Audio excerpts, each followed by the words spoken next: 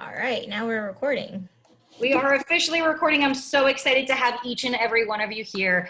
I can't believe it is nearly the end of June 2020. It seems a little bit strange that we're talking social skills as summer camps would be starting and they're not for many of us. But if they are or they aren't, I do want you to know that has a summer skills virtual group. We're not calling it a camp. But if you want more information on participating and creating a social environment, I'd be very happy to give you information on that. My name is Susan Lepre. I work at NSU CARD. I'm the clinical support administrator there. And it is my absolute pleasure to be co-hosting, or actually, I feel like I'm just kind of hosting. I'm not even co-hosting because Dr. Singh literally has all of this planned out for us in such an exceptional way. When I saw your PowerPoint, I was just blown away. So before we get started and before I introduce Dr. Singh and her trainees, I wanted to just share a little bit about NSU CARD for a quick minute. If you're not familiar with CARD and you're wondering, how the heck did I even wind up here in this training? I saw it on Eventbrite. It kind of sparked my interest. Autism, adolescents, intervention. I'm a teacher, I'm a caregiver, I'm kind of everything in this world of, and I hate and love the term uncertainty now, but that's just what it is. And we wind up playing a lot of different roles recently in this at-home virtual life. And someone said to me last week, you can either join in, participate, and start creating and enjoying, or you can take a back seat and watch everybody else create and participate and enjoy. And it got me thinking, there are families who feel like there aren't ways to participate and create and enjoy, and they feel stuck, and they may feel a little bit of hopelessness. And I want you to know CARD is here. The Center for Autism works in a variety of different ways to help really create opportunities, not just for learning in young children, but throughout the lifespan, 21 plus job placement for the lifespan. So this is an opportunity not to just collaborate with CARD staff, but to collaborate with the community. And a really big part of the community is working with people in the field who have that experience. My background is in behavior analysis for the past 16 years. That does not mean I'm an expert or know it all. But what it does mean is that I have the opportunity to share what I know with you, whether it's a virtual group, a behavior support group, we have our mental health moments at CARD, to collaborate and bridge the community, to eliminate some barriers. And that's what this is all about. It's not just about what you know or who you know, but who you're willing to help. And right now, I think if we all extend a hand to someone else, we can all really participate in helping each other grow and create and learn and not feel alone. I mean, if you're anything like me, this work from home is very different and it's very challenging. So in the past, what CARD has done, we're a not-for-profit organization. We actually have 7 CARD centers all throughout the state of Florida, each paired with a major university. Here in South Florida, it's NSU CARD. So we cover all of Broward, Miami-Dade, and the Keys. So this is a really big deal. We offer 100% free support. All you need to do is have a diagnosis of autism or another developmental or intellectual disability, developmental delay, a speech delay, any sort of diagnosis in that spectrum of really anything, and we can guide you and we can help you eliminate some of those barriers, whether it is through the school and educational services, through an IEP, or home support, or just finding some resources like a barber shop in the community. That might be a little bit more challenging these days, but we've got you covered. Whether it's swim lessons or swim camps, if I don't know someone, I'll refer you to someone who may. So with that being said, it's an honor and a privilege to really introduce a part of the Mailman Siegel Center, which I've had an exceptional relationship with over the past years, Dr. Amrita Singh, and I will let her introduce herself. as to not leave anything out, because when I read her bio, I was like, I'm going to be missing something there. And I'd love to introduce you to her clinical staff, Catherine and Kayla. So without further ado, take it away. I'm going to mute myself now, but if you need me, I'll be in the chat. Thank you so much, Susan. As a psychologist, it's always exciting for me to present to the community, but just speaking personally too, I love CARD. I worked for a CARD in Baltimore at Kennedy Krieger. So when I moved back to Florida, I was really excited to find out what the CARD is offering here in South Florida. At our clinic, the developmental assessment clinic, we tend to do primarily evaluations. So we're not really doing therapy, but because we're doing evaluations to determine if there's any like global developmental delays, if there's autism, we often will provide recommendations for families to reach out to CARD as our go-to resource for them to get connected, because it is really scary and it is really overwhelming and challenging to receive a diagnosis about your child and not know what to do next. So we are always excited when we get flyers and to find out what CARD offers. So today I'm especially happy that I get to present with CARD. And my two students, our two amazing trainees, Catherine and Kayla, they work within our clinic providing evaluations. And so this is also a great chance for them to provide some information to you all about social skills. So our presentation today, it is focused on talking about strategies that caregivers can do to help teenagers on the spectrum, but it's also for like therapists or teachers, other providers, right? So it's really meant to be strategies that you can use to help the teens who are having difficulty with social skills.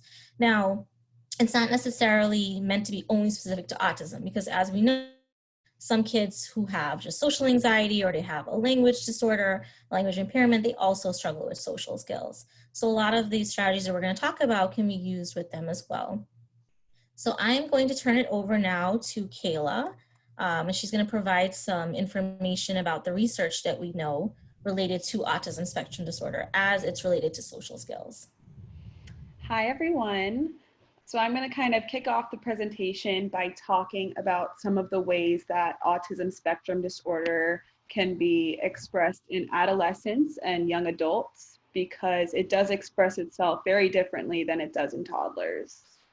So some of the most challenging areas for individuals with autism are their problems with social functioning.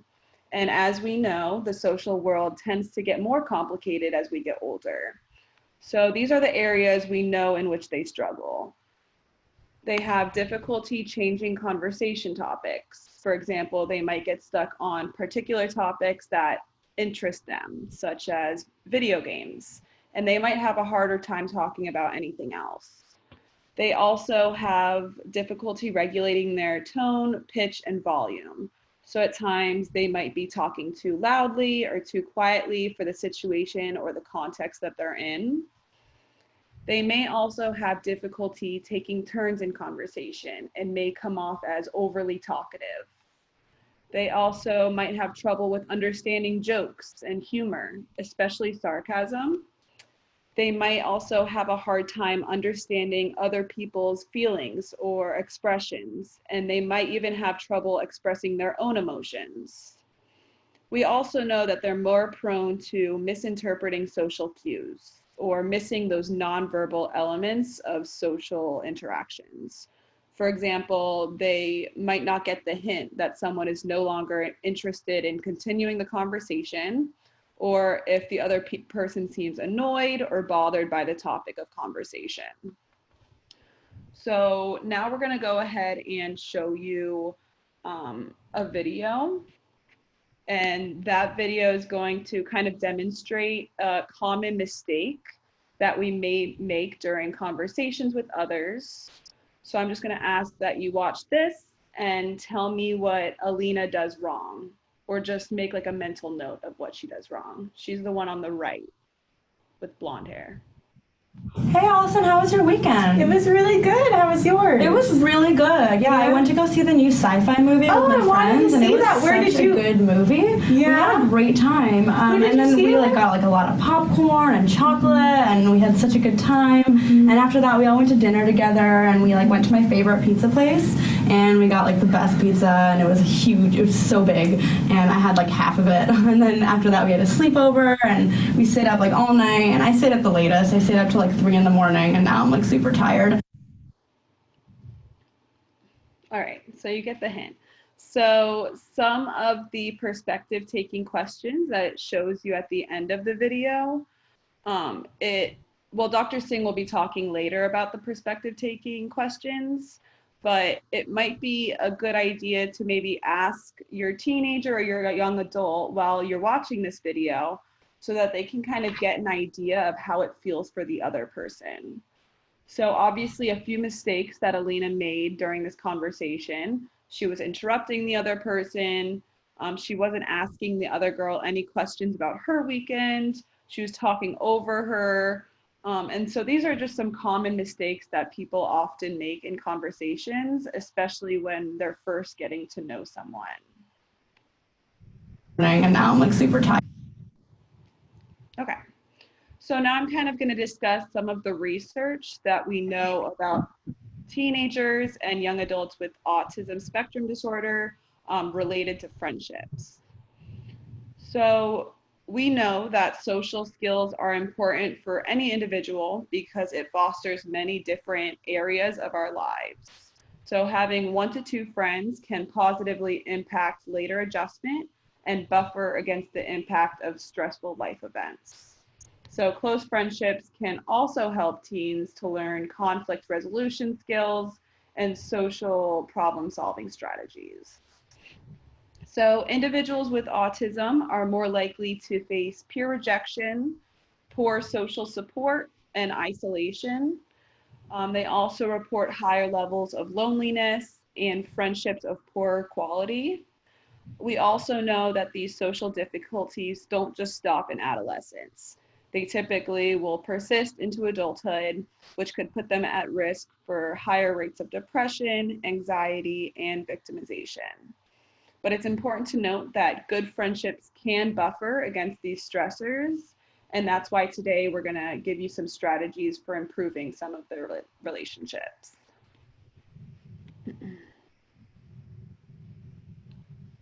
Okay. So this information I'm going to go over with you now comes from the Social Skills for Teenagers with Developmental and Autism Spectrum Disorder, their Peers Treatment Manual from Logison and Frankel, and it was developed at UCLA. So the reason we're using this is because it was developed in a way not just for teens to learn these social skills, but also for social coaches, such as caregivers, therapists, teachers, etc. So take a moment to think about your close friends. What qualities do you have with them that make that person a close or even a best friend? So we want to make sure that this young adult or this teenager also understands and associates these characteristics with their friends.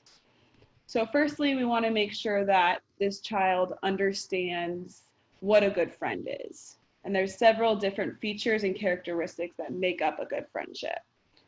So having common interests is, of course, very important, whether this child is interested in comic books or sports, maybe environmental awareness or STEM club. No matter what your child's interests or hobbies are, it's important that they find peers around them with these same interests. They also want to find peers that they can feel comfortable sharing secrets with and their private thoughts and feelings. Of course, a good friendship also involves some sort of a mutual understanding that this friendship is reciprocal. It's also important to stress that with your child, that these disagreements and arguments may happen with friends, and being able to solve these conflicts without hurting the friendship is a pretty important skill. And of course, a level of care and trust is important when establishing a friendship as well. So all of these qualities are what we look for in a friend, and it may be a good decision to have a discussion about the friends that they currently have and to see if that friend is meeting all of this criteria. Because a peer may have similar interests or hobbies as this child, but if there's no loyalty and no trust, then this person may be more of an acquaintance rather than a good friend.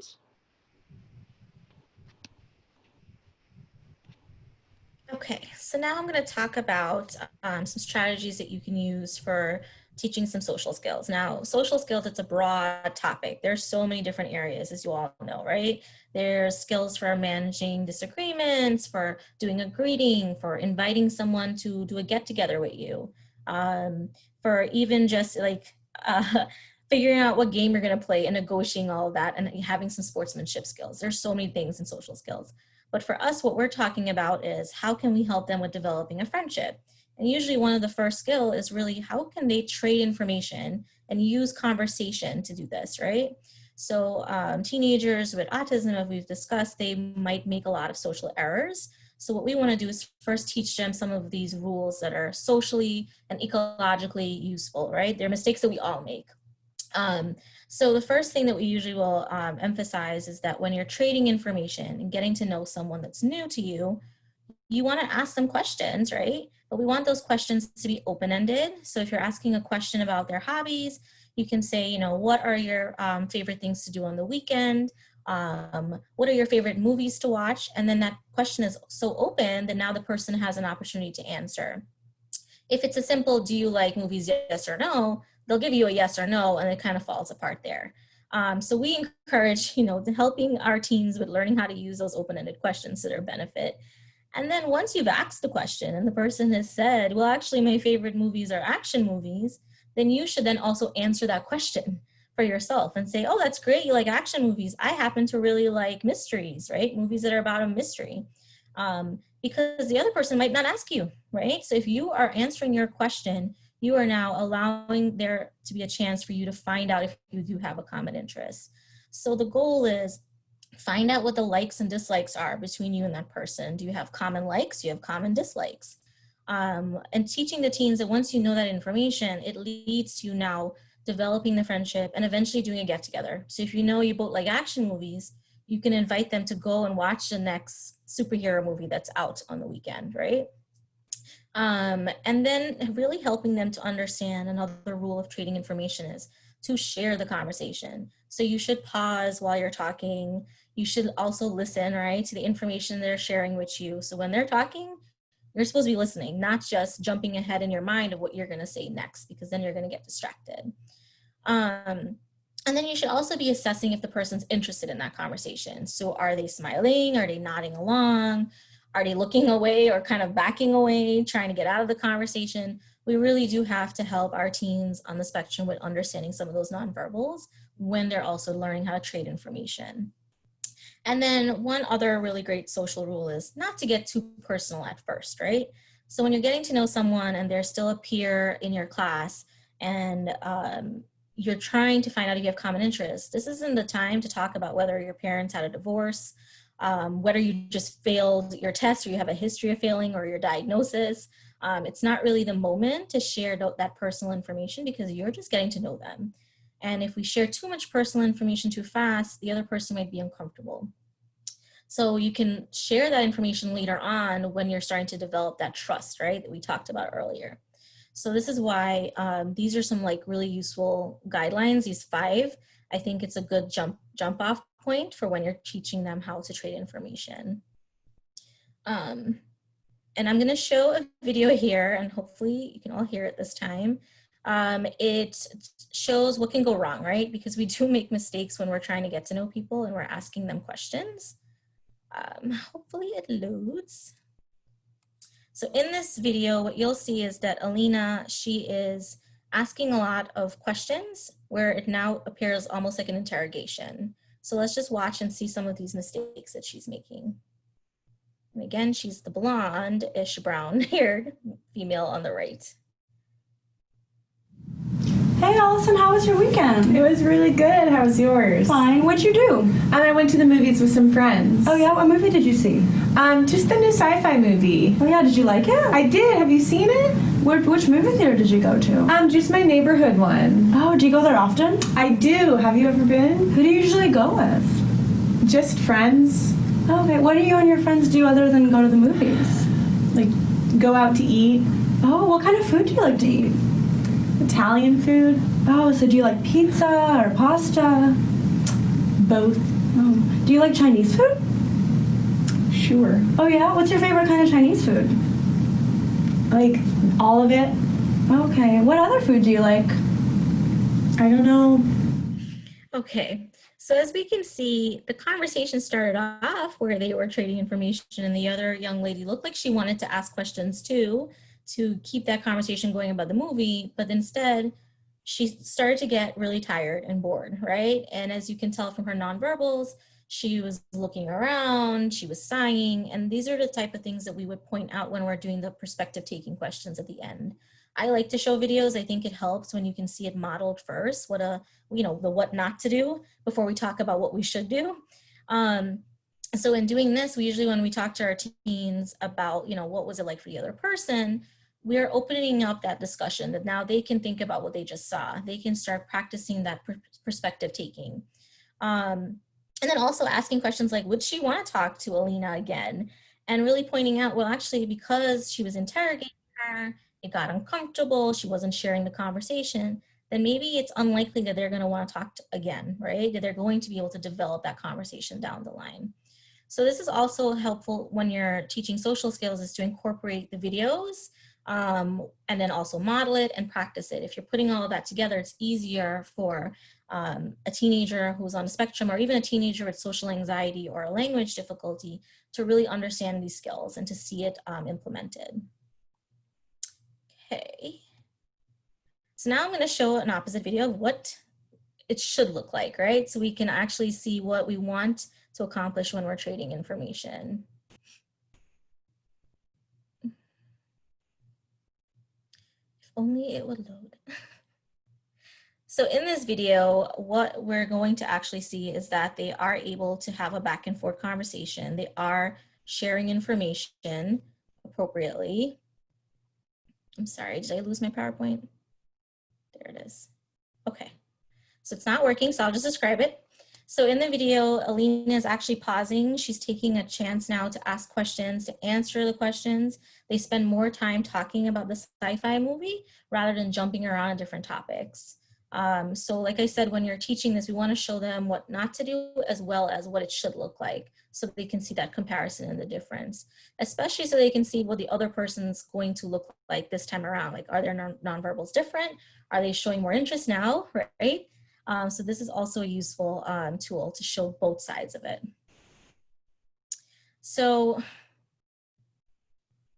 when doing a two-way conversation, not only are we talking about asking open-ended questions or discussing how not to be a conversation hog, right, where we are monopolizing the conversation, but we also want to stress not to be repetitive about a topic. So if you are talking about movies and it's going great, that's wonderful, but you should also be flexible if that person changes the topic to something else. Maybe now they want to talk about what they're going to have for dinner, or they want to talk about the math test that they're studying for and that they're stressed out about. So we also want to encourage our teens to be flexible with those changes in conversation. And to do that, you have to listen, right? We talked about that. It's really important to listen to what the other person's saying. Another thing that I like to point out is when you're getting to know someone, it's not the time to tease them or criticize them.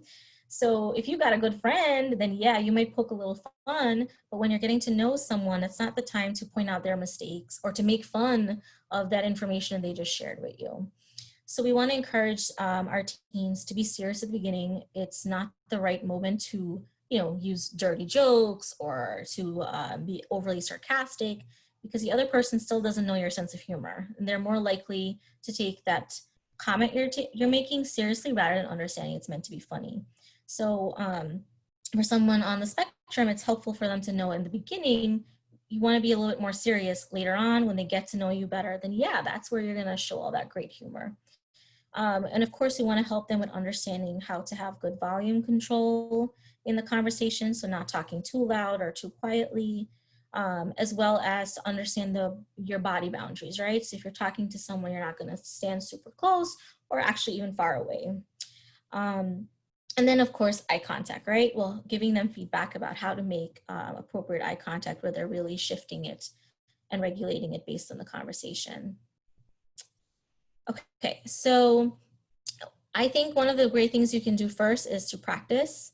with your teenager, right? So have them practice with you the back and forth of having a conversation on trading information. So you can even discover common interests that you have with your teen, whether you're their therapist or you're a parent or a caregiver. You can practice it and start to get them to understand how they're bonding now more because they're learning what they have in common with you. Once you feel that they understand these skills well, then you can perhaps maybe schedule a phone call or even a Zoom call where they can see their peer and they can then practice with a peer. I suggest maybe negotiating with your teen on whether you can stay nearby, right? If not in the same room, but close by where you can hear. That way you can give them feedback on how that conversation went. And when you're giving feedback, you know, we don't want to be overly critical and point out their mistakes because it can make them uncomfortable and they might get discouraged and not want to do it again. Instead, you want to provide suggestions, right? So you can say, hey, I noticed you guys were talking about movies and your friend mentioned that they like action movies. How about you ask what his favorite action movie is or what's one that he wants to watch this weekend? So you can provide a suggestion rather than pointing out an error that, hey, you changed the topic and you didn't give your friend a chance to talk, right? Because if you're doing that, it's making them a little bit more uncomfortable with wanting to practice. Okay, so now I'm going to turn it over to Catherine. She'll talk a little bit more about how we can continue to develop these skills for developing a new friendship. Okay, so we've talked a little bit about some of the reasons why developing friendships can be difficult for adolescents or teens with autism. And we have also covered some strategies to assist them with making friends. And now I want to talk about the sources of friends. So first, you can identify what your teen likes, and then based on those interests, you can start kind of thinking of ways that they can meet friends through those common interests, like maybe in groups or classes that they can join. And especially since it's summer now, their schedules may be a little bit more open, so you can kind of focus on helping your teen schedule some of those extracurriculars based on those interests. Here on the screen are just some examples. For example, computers, like if your adolescent has a specific interest in computers, you can help them find a computer club or a camp that they could participate in with others who have that same interest in computers. Comic books is also another good one because there are conventions that may take place, maybe not right now, but maybe there's like some Zoom groups or something like that that you all can find. Also going to comic book stores is another great activity that they could do, and also taking art classes and really bringing to life their favorite like heroes and villains and maybe sharing that art piece with someone. Another great example is music. Sharing music albums with others that they create through Spotify or Apple Music is a great way to connect with others. Also joining the school band is an awesome atmosphere for them to create that source of friendships. Finally, sports, if that's an interest to your teen, joining a sports team or making time to go to the recreation center to play some sports with others who enjoy, you know, playing that same sport. Or if playing sports really isn't of interest to your teen, maybe just going to a sporting event to meet others is another great option. And of course, these on the screen aren't the only sources out there. So if maybe your teen likes religious activities and they're really into a specific religion, maybe joining the youth group at the church can be a great option for them. Or if your teen is interested in online gaming, maybe helping them join an online gaming group or even a chat room that talks about the game that they're interested in. So kind of thinking about what your teen typically talks about and then ways on how you can help them connect with this specific group.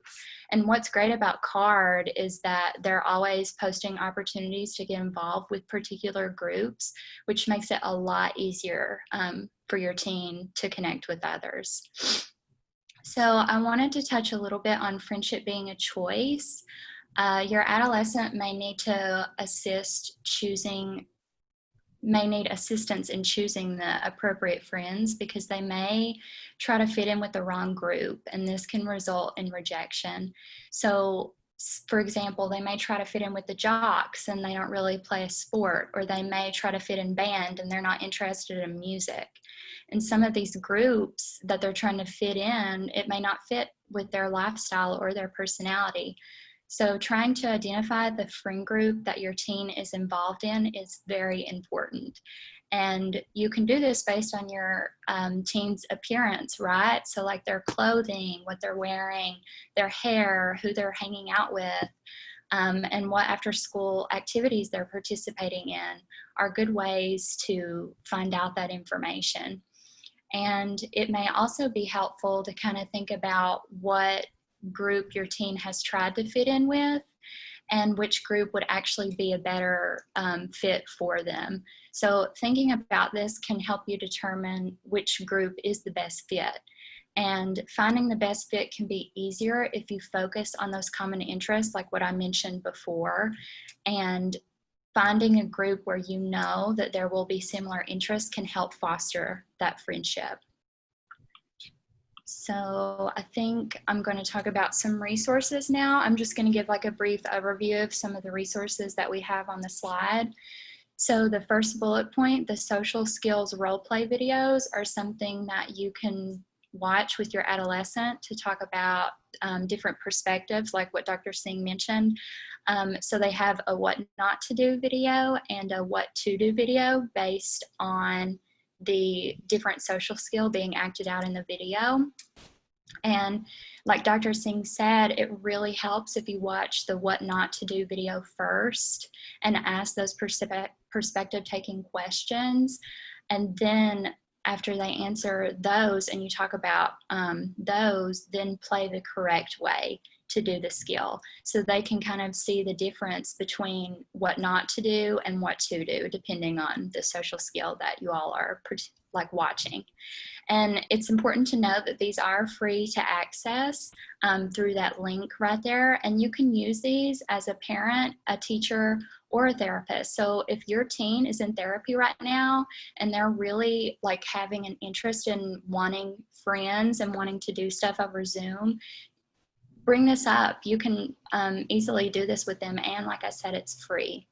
So that's a great resource. Also, the Friend Maker app. This breaks down the process of making friends into concrete steps.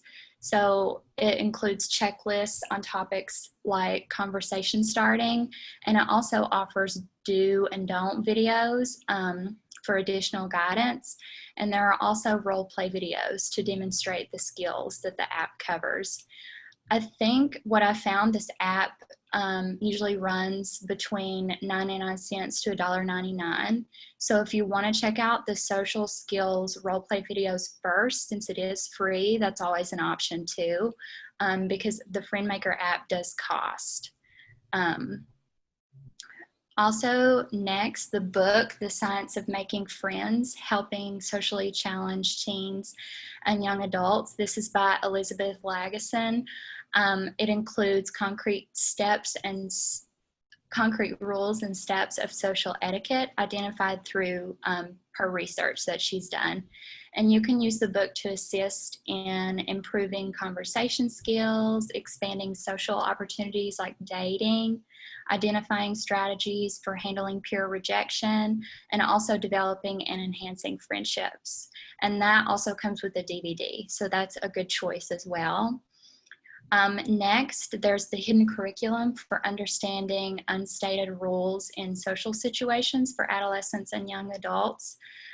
This is by Brenda Miles, Melissa Tratma, and Rhonda Shelvin. So this is kind of cool. It includes the hidden curriculum that is typically hidden from individuals with ASD, like the unwritten rules, metaphors and idioms, jokes and riddles, and assumptions and expectations.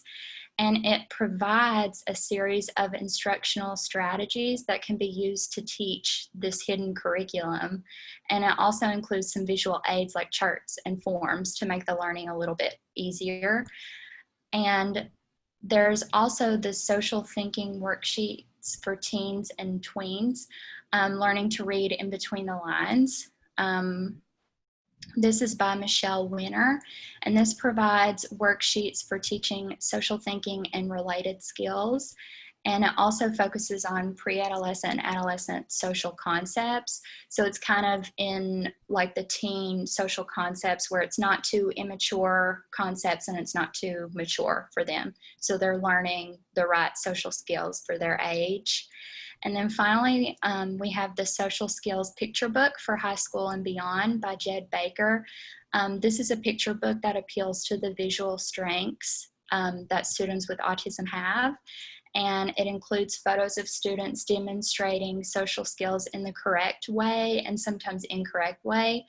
And the skills are depicted and they're meant to be read, role-played, corrected when necessary, role-played some more, and then finally to be practiced in real-life situations.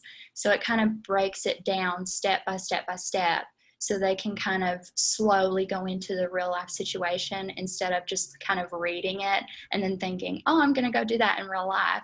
So this is a very good option as well. But now I'm gonna give it over to Susan. She's gonna explain a little bit more about CARD for you guys. And I also just want to mention the reason I chose these books is that they're the ones that I typically will use in sessions. I find it's good to have a variety of knowing which ones are helpful for teenagers that are more, higher functioning and teenagers that would need actually a little bit more visual supports. But there's so many out there. So I'm sure you all have great resources that you've come across too that we would love to hear about. So I'll just turn it over to Susan now. Thank you, Catherine. Thank you, everyone. That was amazing. And, sitting here and just looking at your list of resources, I know that one of the most important components in bridging this gap, right, between not just parent and peer or therapist and client would be the collaboration of them all. So if your therapist is using something in therapy and it's working, use it at home. Use it at home. Get the book. Pay the 99 cents. I know it's challenging to find something that works, but the Brenda Miles-Smith, Smith-Miles, we have to go back to that slide so I can say it correctly, is just tremendous, but I always make her name backwards. Sorry, Brenda. But it really is so important to Brenda Smith-Miles. Okay, got it. Thank you. Thank you so much. It's so important to not just practice the skill in a clinical setting. Again, my background is in behavior, and I know that any skill that is taught in one setting and never generalized to another in practice is never going to be maintained. So if you need help learning a skill, maintaining a skill, know that here we are, NSU CARD, the Mailman Siegel Center, Dr. Singh, your amazing, amazing training, students in training, thank you. CARD has a hashtag home together, and that's what I really want you guys to know. We are all in this together. CARD is open, Mailman Center is open. We are here to help. We are here to let you know you're never, ever alone. If you would like to use our link tree for all of the resources, the link tree is right there, linktr.ee/UMNSUcard.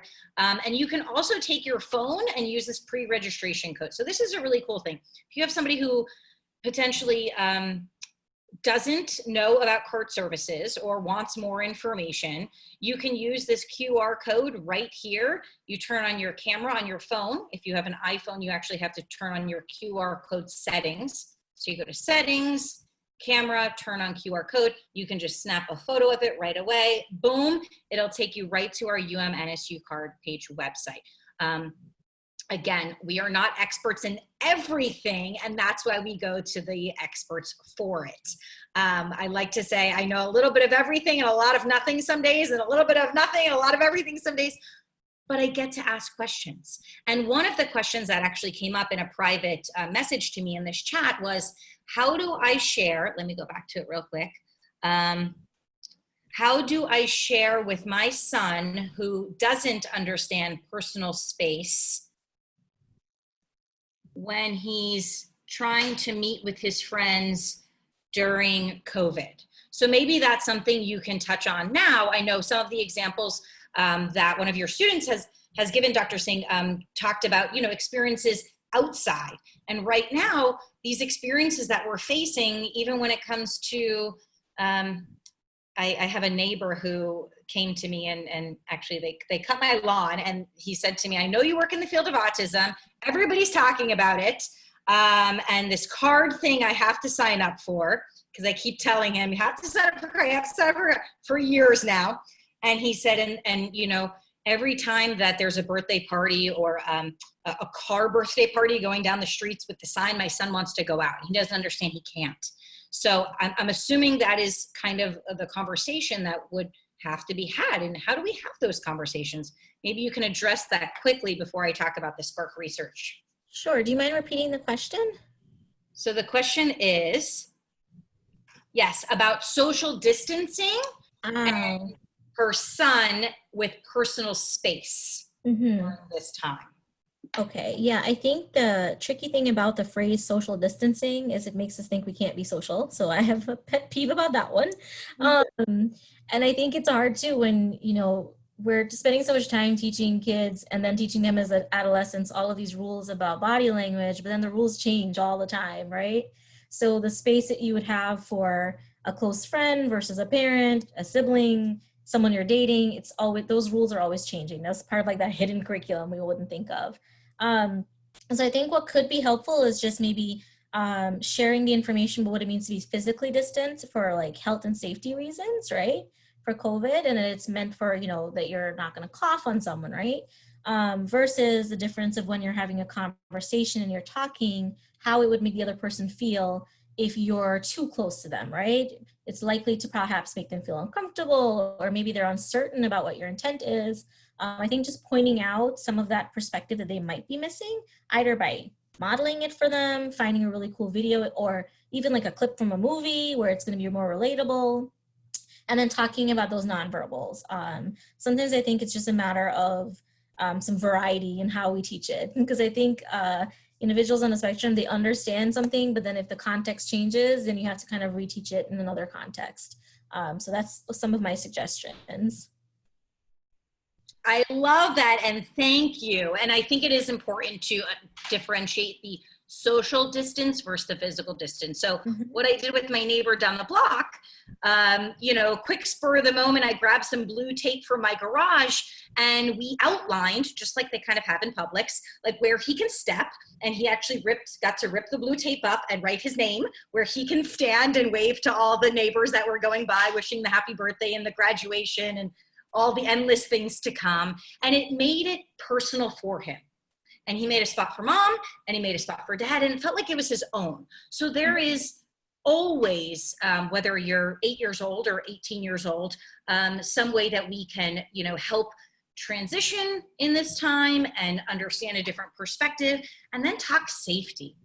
So thank you so much for sharing that. And the last slide here before we end for the day, or actually I think we have one more, is about our Spark research protocol. So if you have a moment, I'm not going to say anything about this other than I want you to go to sparkforautism.org and register today.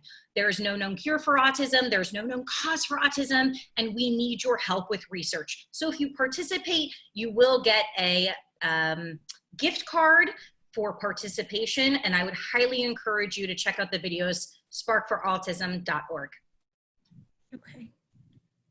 And then our slide here just has information if you need to contact our clinic, like if you have an interest in an evaluation, any questions at all about any of the services at Developmental Assessment Clinic, you can contact Jennifer Hall. She's our great coordinator, 954-262-CARE. And we have the email here as well. We were super happy that we got a chance to present today. If you have any follow-up questions, please feel free to either contact us or even let us know now. We're happy to spend some extra time answering those. I think we can stop the recording now too, just in case. We'll save it to the cloud wherever that Sure. actually means, I think in your cloud, not mine. If no one has any questions,